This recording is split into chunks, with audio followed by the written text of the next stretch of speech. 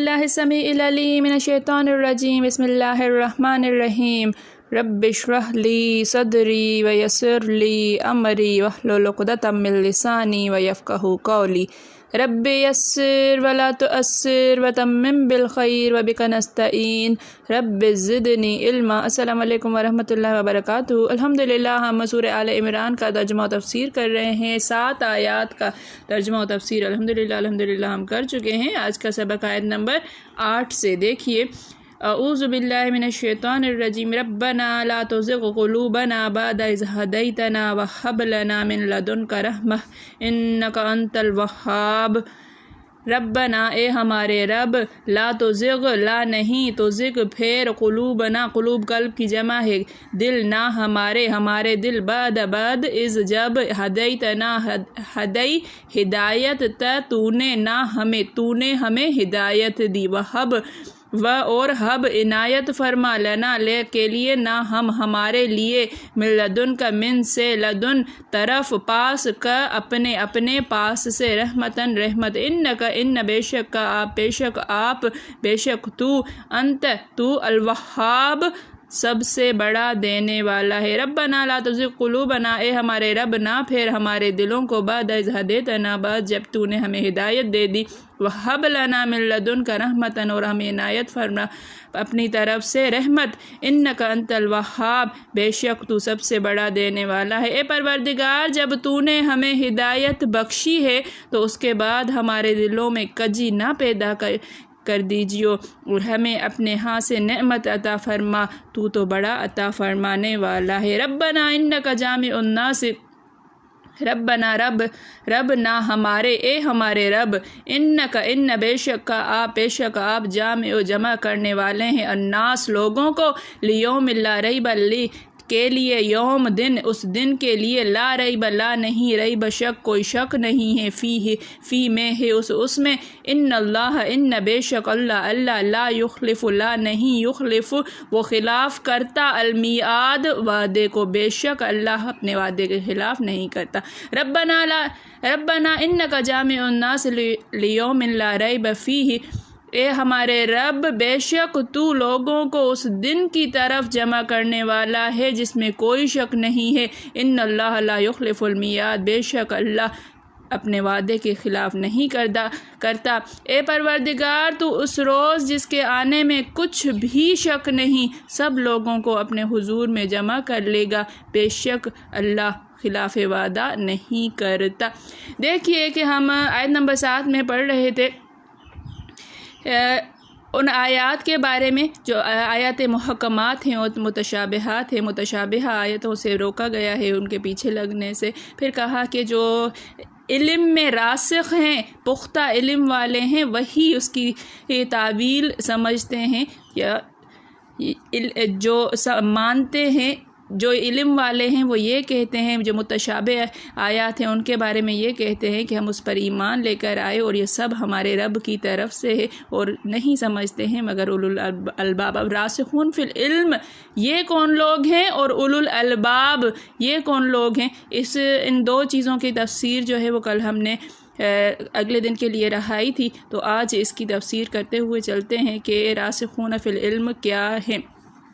देखिए कि फरमाया कि उसे सिर्फ़ अक्लमंद ही समझते हैं जो उस पर गौर व तदब्बुर करें, जो सही सालिम अकल वाले हों, जिनका दिमाग दुरुस्त हो।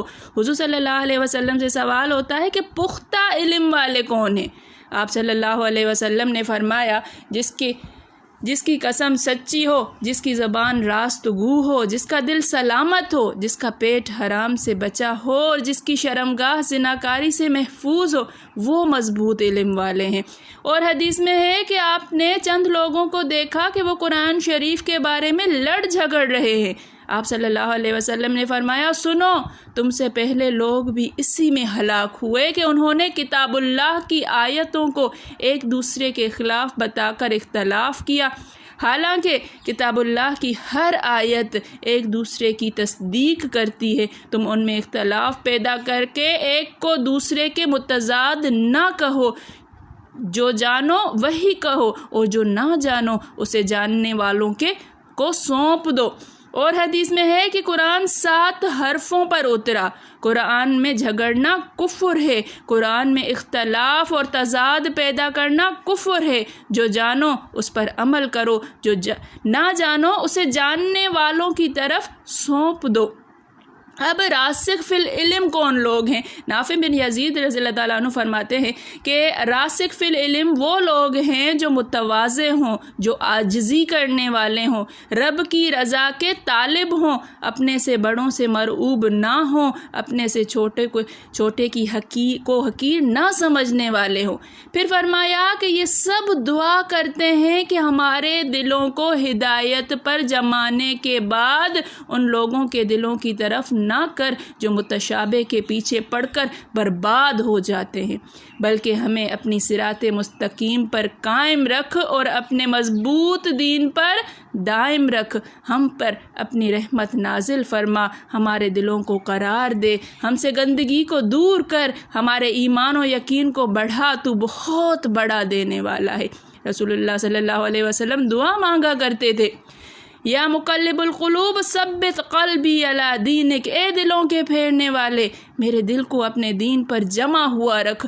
پھر یہ دعا ربنا لا تزغ قلوبنا، یہ جو ابھی ہم نے پڑھی ہے، بعد اذ ہدیتنا وہب لنا من لدنک رحمۃ انک انت الوہاب، یہ دعا پڑھا کرتے تھے۔ حدیث میں ہے کہ آپ بکثرت یہ دعا پڑھتے تھے۔ حدیث اللہم مقلب القلوب ثبت قلبی علی دینک۔ حضرت اسماء نے ایک دن پوچھا کیا دل الٹ پلٹ ہو جایا کرتا ہے؟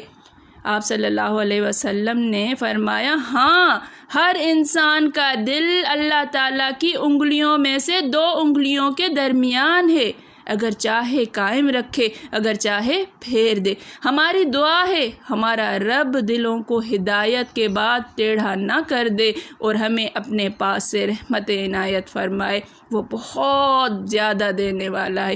ایک اور روایت میں ہے کہ میں نے کہا یا رسول اللہ صلی اللہ علیہ وسلم مجھے کوئی ایسی دعا سکھائیے کہ میں اپنے لیے مانگا کروں۔ آپ صلی اللہ علیہ وسلم نے فرمایا یہ دعا مانگ، اللہم رب محمد النبی اغفر لی ذنبی واذہب غیظ قلبی واجرنی من مضلات الفتن، اے اللہ، اے محمد نبی صلی اللہ علیہ وسلم کے رب، میرے گناہ معاف فرما، میرے دل کا غصہ اور رنج اور سختی دور کر اور مجھے گمراہ کرنے والے فتنوں سے بچا لے۔ حضرت عائشہ صدیقہ بھی آپ کی یہی دعا جو ہے وہ کہتی ہیں کہ میں نے بھی اسی طرح سے سوال کیا تھا۔ حضور صلی اللہ علیہ وسلم جب رات کو جاگتے تو یہ دعا پڑھتے تھے کہ لا الہ الا انت سبحانک استغفرک لذنبی واسألک رحمت، اللہم زدنی علما ولا تزغ بعد اذ ہدیتنی وہب لی من لدنک رحمۃ انک انت الوہاب، اے اللہ تیرے سوا کوئی معبود نہیں، میں تجھ سے اپنے گناہوں کی بخشش مانگتا ہوں اور تجھ سے تیری رحمت کا سوال کرتا ہوں۔ اے میرے اللہ، میرے علم میں زیادتی فرما اور میرے دل کو تو نے ہدایت دے دی ہے، اسے گمراہ نہ کرنا اور مجھے اپنے پاس کی رحمت بخش، تو بہت زیادہ دینے والا ہے۔ حضرت ابوبکر صدیق رضی اللہ تعالیٰ عنہ نے مغرب کی نماز پڑھائی۔ پہلی 2 رکعتوں میں الحمد شریف کے بعد مفصل کی چھوٹی سی 2 سورتیں پڑھی اور تیسری رکعت میں سورہ الحمد شریف کے بعد یہی آیت پڑھی۔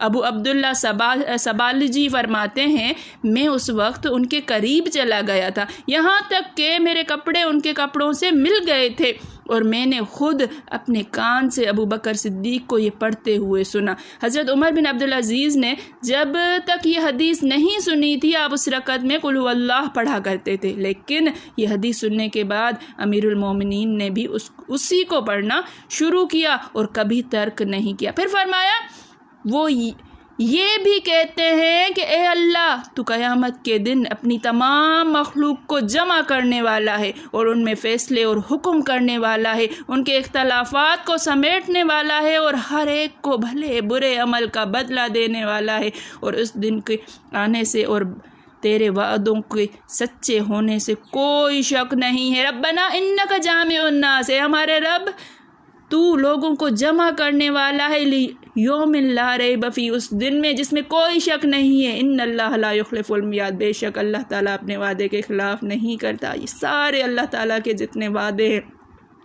قیامت کا برپا ہونا، ہمارا اٹھنا، حساب کتاب ہونا، ہمیں اجر ملنا، ہمیں اللہ تعالیٰ معاف کرے گناہوں پر سزا ہونا، یہ سارے کے سارے اللہ تعالیٰ کے جتنے وعدے ہیں، جنت کی جتنی نعمتیں ہیں، یہ سارے اللہ کے وعدے ہیں۔ اور یاد رکھیے گا بے شک اللہ تعالیٰ اپنے وعدوں کو خلاف ہرگز نہیں کرتا۔ اللہ تعالیٰ سے دعا ہے کہ اللہ تعالیٰ ہمارے دلوں کو کجی میں مبتلا نہ فرمائے۔